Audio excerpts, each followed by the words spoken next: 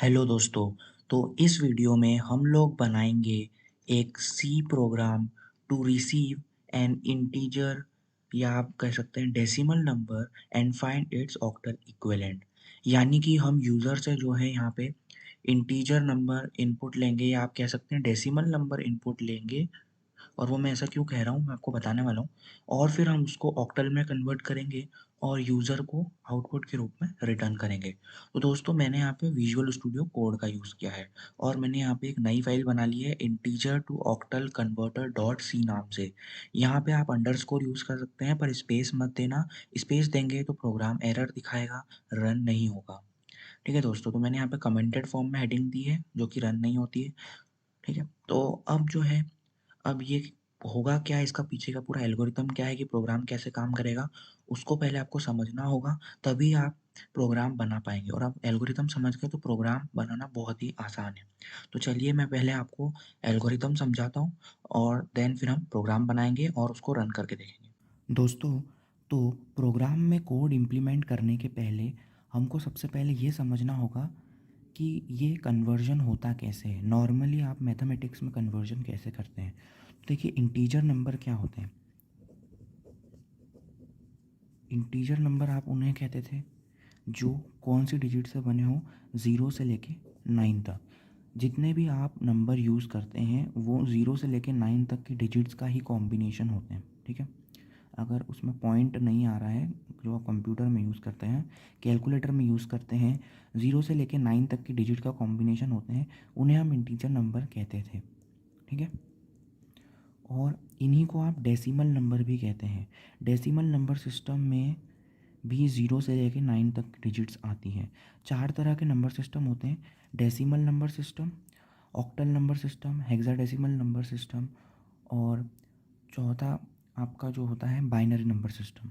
ठीक है, तो हमको यहाँ पे पढ़ना है एक्चुअली डेसिमल और ऑक्टल। तो देखिए डेसिमल क्या होता है। डेसिमल नंबर सिस्टम को बेस 10 नंबर सिस्टम भी कहते हैं। इसका बेस 10 होता है। जो भी आप वैल्यू लिखेंगे ना ब्रैकेट के अंदर, वो उसका बेस यहाँ पे 10 लिखा जाएगा। इस टाइप से इसको रिप्रेजेंट किया जाता है। ऑक्टल नंबर को बेस 8 नंबर सिस्टम भी कहते हैं। इसका बेस 8 होता है।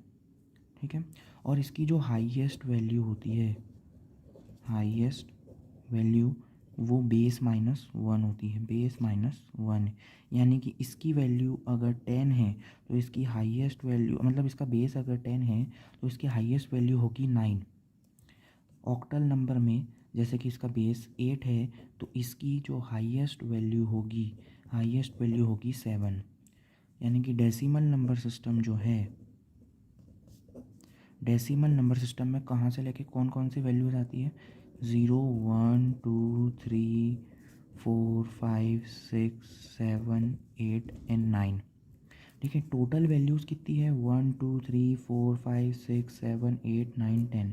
10 वैल्यूज़ आपको दिखेंगी, लेकिन ज़ीरो से लेकर लाइन तक हाईएस्ट वैल्यू होती है बेस माइनस वन। सिमिलरली जो ऑक्टल है, ऑक्टल नंबर सिस्टम में होगा 0 1 2 3 4 5 6 एंड 7। 8 और 9 इसमें नहीं रहते। ठीक है, क्योंकि बेस हाईएस्ट वैल्यू क्या होगी, बेस माइनस वन, तो 8 माइनस वन 7। ठीक है, तो ऑक्टल नंबर सिस्टम, ऑक्टल मतलब ऑक्टल का मतलब ही होता है 8। ठीक है, क्योंकि बेस 8 है। डेसिमल का मतलब आप 10 समझ सकते हैं। हेक्साडेसिमल मतलब 16। बाइनरी मतलब दो, यानी कि बेस 2 नंबर सिस्टम। ठीक है, उनकी हमको बात नहीं करनी, हमको बेसिकली इन दोनों का काम है। तो हमारे पास डेसिमल नंबर होगा, यानी कि मैं इसलिए बोला इंटीजर को डेसिमल यहाँ पे, क्योंकि इंटीजर नंबर आपको पता है मैंने कि ज़ीरो से लेकर नाइन तक के डिजिट्स का कॉम्बिनेशन होते हैं। और आपको यहाँ पे मैंने डेसिमल नंबर भी बताया, तो उसमें जो डिजिट्स आ रही है वो भी ज़ीरो से लेकर नाइन तक की आ रही है। यानी कि इंटीजर आप डेसिमल नंबर ही समझ सकते हैं। तो हमको करना क्या है, डेसिमल को आपको फ्लोटिंग पॉइंट से कन्वर्ट नहीं करना, मतलब वो नहीं करना है कंफ्यूज। फ्लोटिंग पॉइंट क्या होते हैं, जिसमें पॉइंट आता है, जैसे 23.26, ये होगा एक फ्लोटिंग पॉइंट नंबर जिसमें एक डेसिमल पॉइंट आता है। डेसिमल नंबर सिस्टम को डेसिमल पॉइंट से कंपेयर या कंफ्यूज नहीं करना है आपको। ठीक है, तो दोस्तों हमको यहाँ पे करना ये है कि हमको ये सीखना है कि डेसिमल नंबर को ऑक्टल में कैसे कन्वर्ट किया जाता है, और उसी को अगर आपको वो आता है तो आप इजीली उसको कोड के थ्रू इम्प्लीमेंट कर सकते हैं।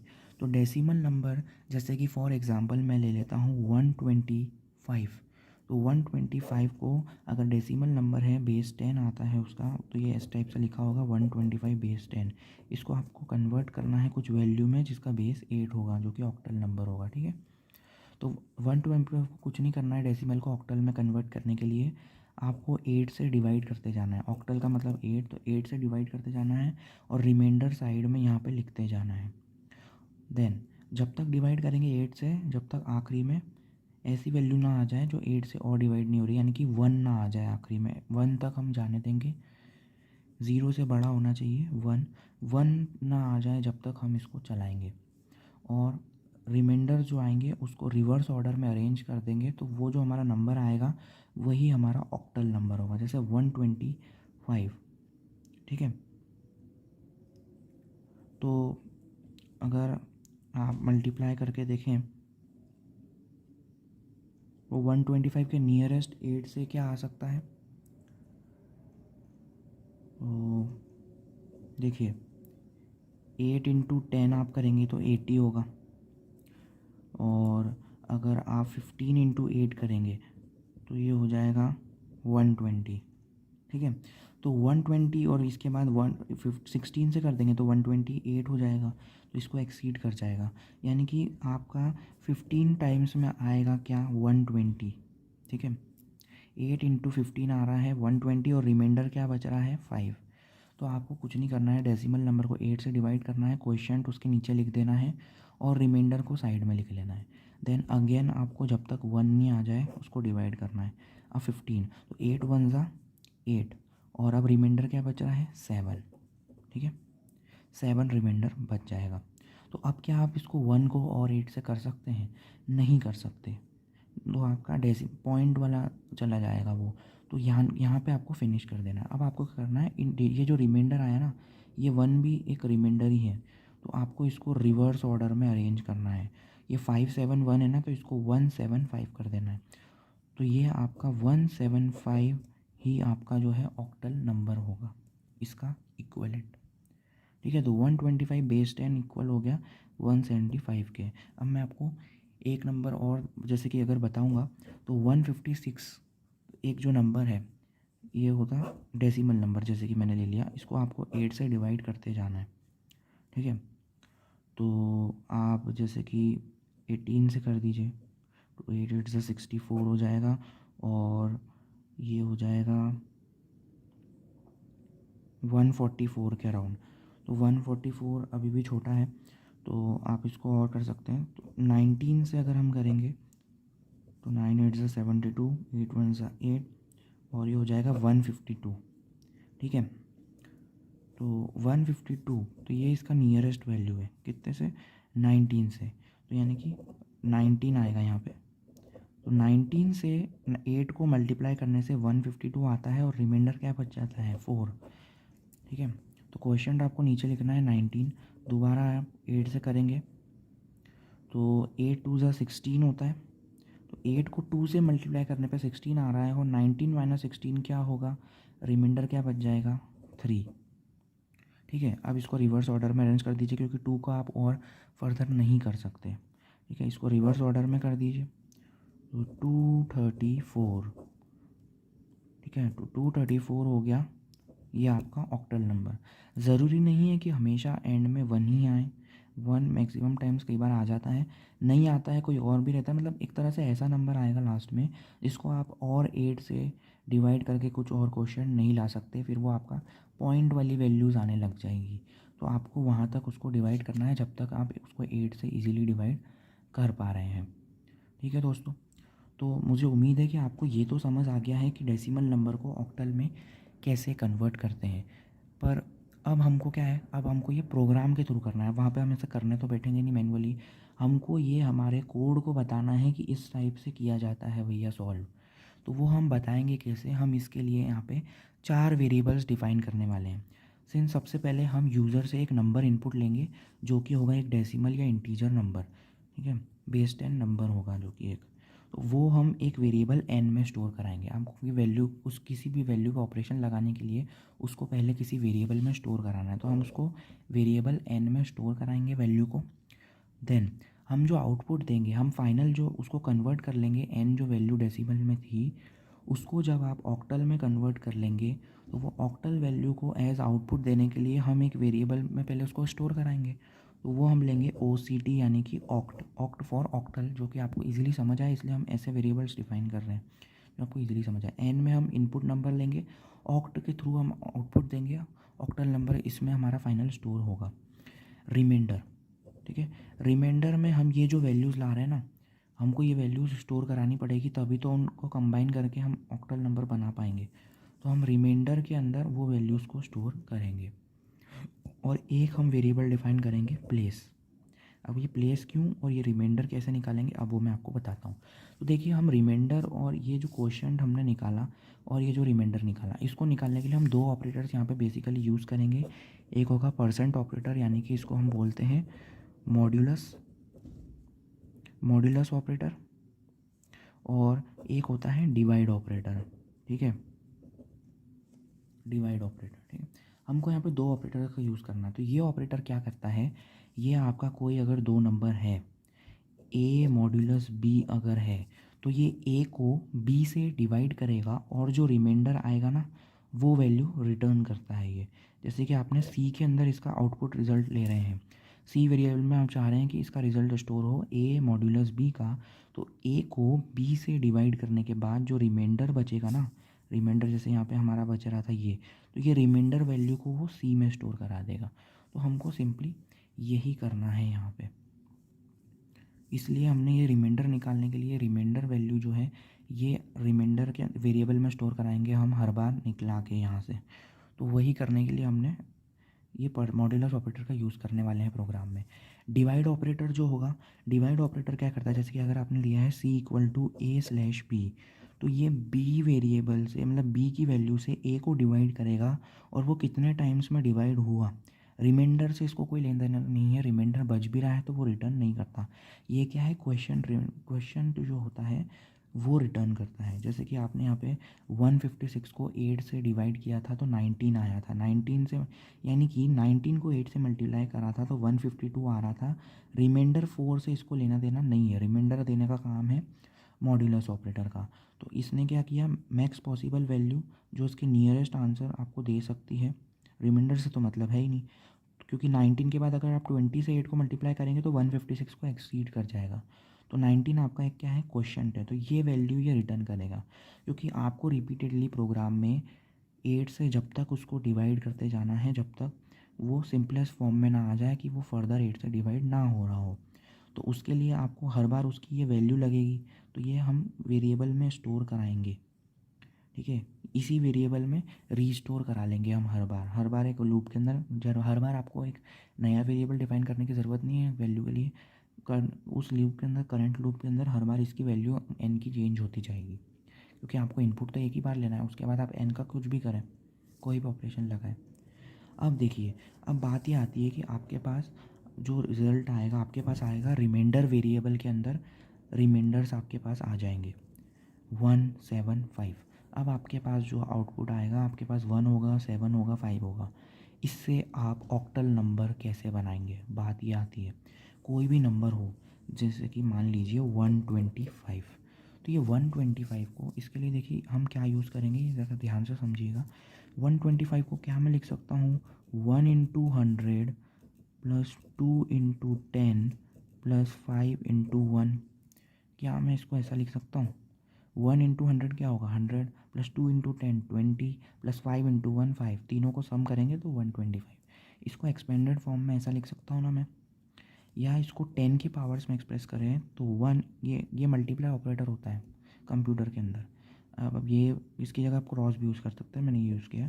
1 इंटू 100 को क्या लिख सकते हैं, 10 का स्क्वायर, प्लस 2 इंटू 10 था तो 10 को 10 की पावर 1 लिख सकते हैं, और 5 इंटू 1 था यानी कि 1 को 10 की पावर 0, एनीथिंग की पावर 0 1 आ जाता है, तो 10 की पावर 0 1 हो जाएगा। तो इसको आप इस टाइप से लिख सकते हैं। तो हमको सिंपली यही करना है कि हमारे पास ये डिजिट्स जो है रिमाइंडर में आ रही है, जो हमारे को मिल जाएगी। अब उससे हमको इस टाइप से नंबर बनाना होगा, क्योंकि आपको पता है यहाँ पे हमको रिवर्स ऑर्डर में एक नंबर बनाना है। आपके पास 1 होगा, 7 होगा, 5 होगा, इससे आपको ऑक्टल नंबर बना के रिटर्न करना है। तो उसी लिए हम इस टेक्निक का यूज़ करेंगे यहाँ पे। तो हम क्या करेंगे, पावर फंक्शन का यूज़ करेंगे, जो कि math.h लाइब्रेरी का एक इनबिल्ट फंक्शन है। ठीक है, POW, पावर फंक्शन। इसमें आपको बताना होता है a, b। a यानी कि वो वैल्यू जिसकी आपको पावर करनी है। पावर a, b इस टाइप का ये बेसिक इसका स्ट्रक्चर होता है, जो कि आपको क्या करके देगा, a की पावर b। तो हम यहाँ पे क्या करेंगे, लूप चलाएंगे, हम जो वाइल लूप चलाएंगे उसमें हम यहाँ पे देंगे बेस, तो 10 देंगे, 10 की पावर करेंगे। आप यहाँ पे देखिए, हर बार हम क्या करेंगे, पावर एक एक बढ़ाते जाएंगे, क्योंकि आपको वंस प्लेस, टेंस प्लेस और हंड्रेड्स प्लेस पे मल्टीप्लाई करके आपको एक नंबर बनाना है। अब ज़रूरी नहीं है 100 ही हो, थाउजेंड्स प्लेस या 10,000 प्लेस भी हो सकता है। तो आप हर बार यहाँ पे आपका फिक्स नहीं है कि 3 डिजिट नंबर ही होगा। तो यहाँ पे 10 कॉमा हम एक वेरिएबल यहाँ पे डिफ़ाइन कर लेंगे। ठीक है, तो उसको हमने प्लेस बोला था। मैं जो आपको यहाँ पे बताना चाह रहा था कि जो प्लेस वेरिएबल हम डिफ़ाइन करेंगे उसमें हम यही करेंगे। प्लेस निकालने के लिए आप ये यूज़ कर रहे हैं, इसलिए प्लेस वेरिएबल इसको नाम दे दिया है इजी अंडरस्टैंडिंग के लिए। तो यहाँ पे प्लेस की वैल्यू इनिशियली हम 0 देंगे, और हर बार हर एक लूप में +1 करते जाएंगे। तो 10 की पावर इनिशियली 0 होगी, उसको हम मल्टीप्लाई कर लेंगे तो वंस प्लेस बन जाएगा हमारा। देन नेक्स्ट टाइम में 10 की पावर 1 कर देगा ये, नेक्स्ट टाइम में 10 की पावर 2, सिमिलरली जब तक ये चलेगा जब तक नंबर कितना बड़ा है। अगर 1000 होगा तो 10 की पावर 3 करेगा।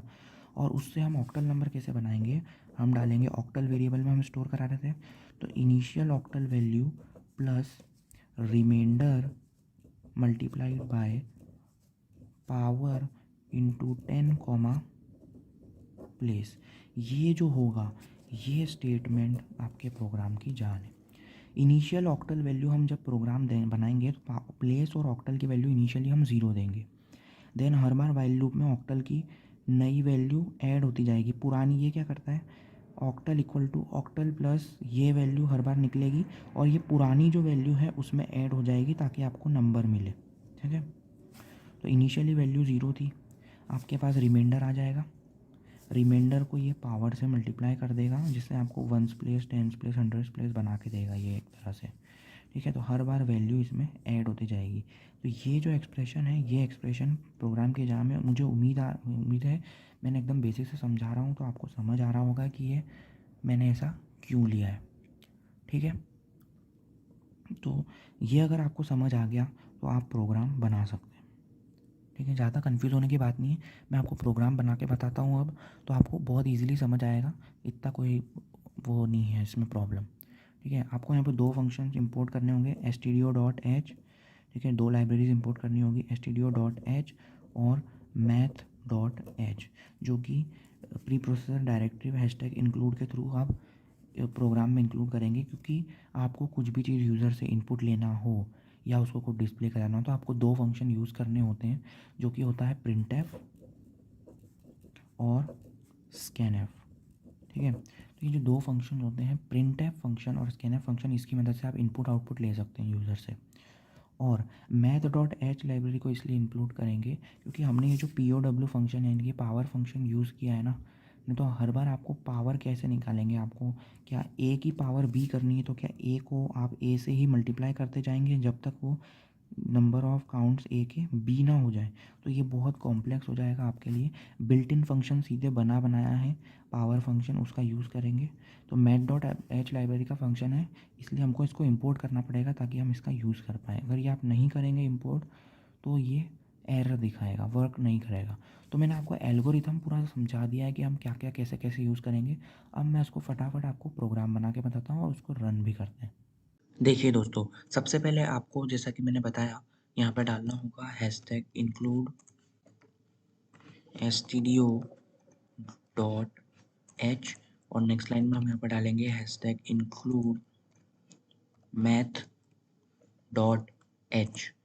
तो मैंने आपको बता दिया था, ये printf scanf फंक्शन हम stdio.h लाइब्रेरी का यूज़ करेंगे, और math.h लाइब्रेरी के हम यूज़ करेंगे क्या, पावर फंक्शन का यूज़ करेंगे, जिससे कि हम पावर कैलकुलेट कर पाएँ। इसलिए हमने यहाँ पे दोनों को कनेक्ट किया है।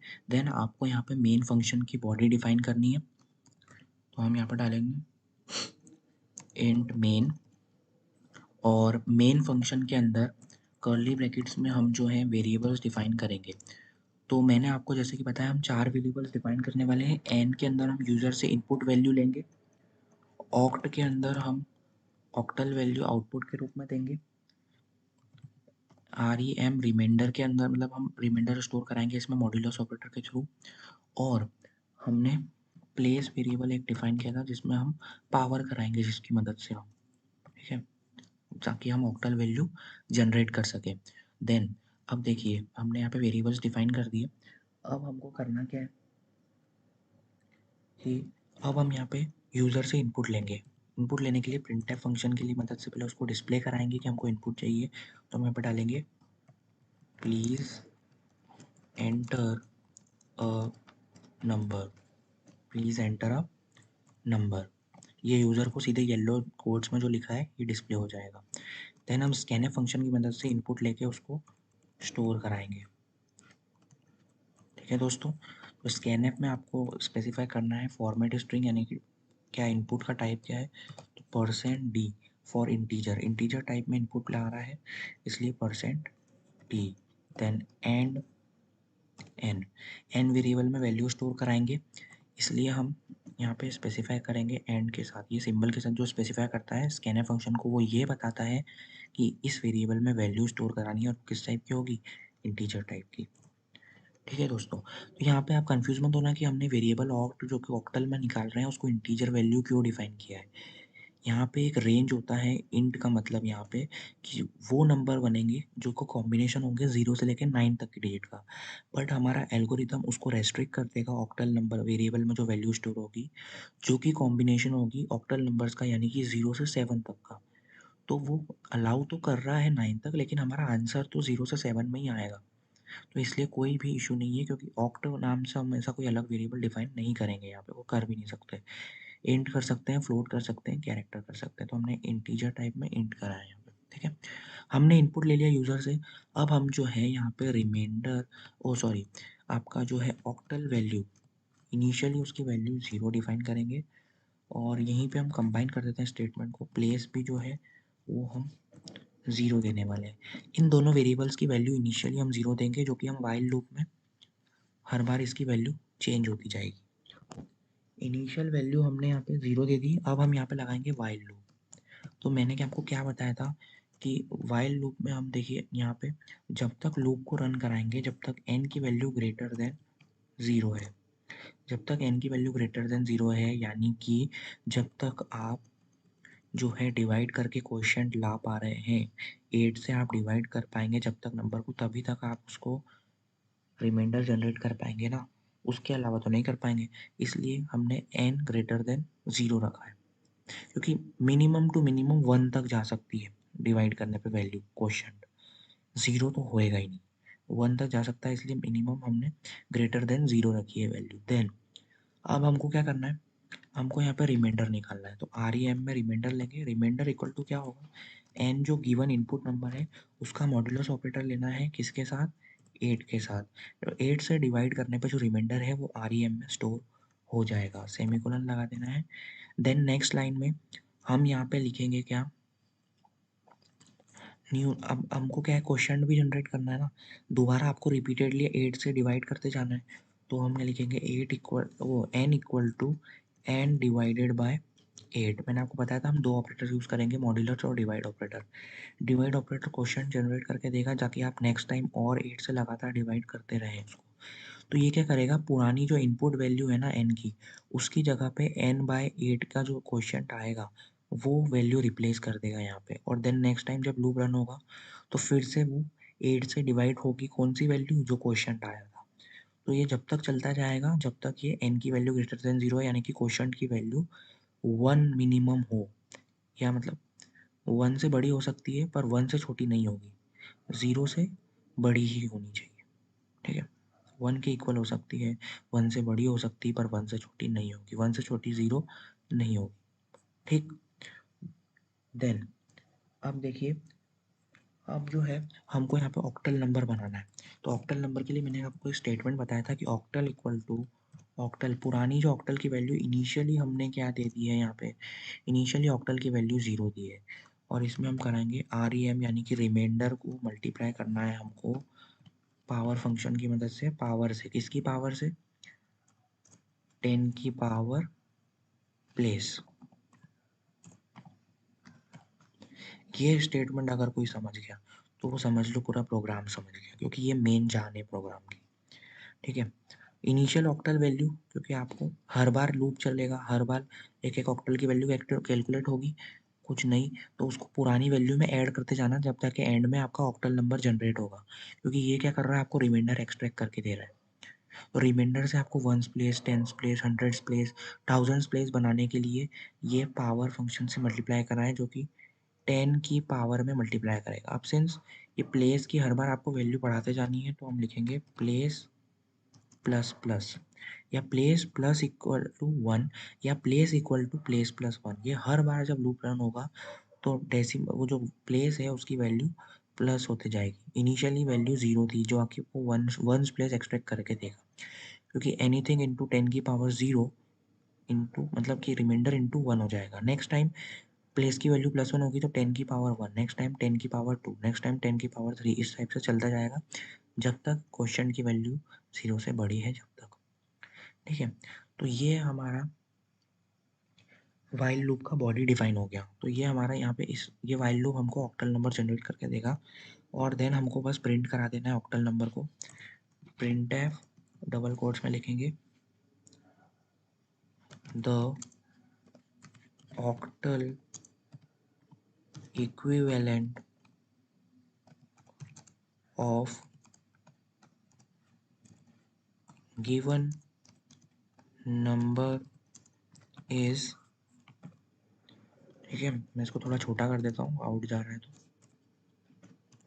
ठीक है, देखिए the octal equivalent of given number is, यहाँ पे आपको फॉर्मेट स्पेसिफाई करना पड़ता है जब आप प्रिंट एफ के थ्रू डिस्प्ले करा रहे होते हैं आउटपुट कुछ वैल्यू निकाल के। तो हम यहाँ पे देंगे %d, %d फॉर इंटीजर। मैंने आपको फिर बताया इंटीजर जो है 0 से 9 तक वैल्यू परमिट करता है सी के अंदर, पर हमको जो है हमने रेस्ट्रिक्ट कर दिया है कि ऑक्टल की वैल्यू, तो सिंस ये ऑक्टल टाइप है तो 0 से 7 तक ही डिजिट से बना हुआ रहेगा, तो उसका कोई इश्यू नहीं है। तो ये ऑक्टल वैल्यू ही देगा आपको, और यहाँ पे आपको लिख देना है ऑक्ट, देन सिंपली आपको लिखना है रिटर्न 0। रिटर्न 0 आपको बताएगा प्रोग्राम सही रन हुआ कि नहीं हुआ। अगर वैल्यू रिटर्न करती है 1, यानी कि प्रोग्राम में कुछ प्रॉब्लम है। ठीक है, तो हमारा प्रोग्राम बन गया है, आप एक बार लुक ले सकते हैं इसका। तो हम यहाँ पे सिंपली उसको क्या डिस्प्ले होगा, प्लीज एंटर अ नंबर, वो नंबर डालेगा। हमारा ये वाइल लूप का एल्गोरिथम क्या करेगा, डिस्प्ले करा देगा, उसके बाद सीधे फाइनल। तो octal equivalent of given number is number, जो भी आएगा। ठीक है, अब इसको रन करके बताता हूँ। तो ये देखिए अब मेरे से क्या बोल रहा है ये, मैं इसको थोड़ा बड़ा कर देता हूँ। Please enter a number. तो अब मैंने जो नंबर आपको करके बताया था ना, मैंने आपको 125 का बताया था जब मैंने आपको कॉपी पे बताया था, तो 125 का 175 आ रहा था। तो ये देखिए 175। देन मैं और रन करके बताता हूँ, मैं आपको 156 का भी बता देता हूँ, 234। तो इस टाइप से आप निकाल सकते हैं। ठीक है, आप देखिए जितने भी जो वैल्यूज इंटीजर की भी होती है, जैसे कि 1 हो गया, 0 हो गया, उनके लिए जब 7 तक की वैल्यूज के वही वैल्यूज रिटर्न करेगा। जैसे कि 0 दिया ना, तो 0 ही ऑक्टल वैल्यू होती है उसकी।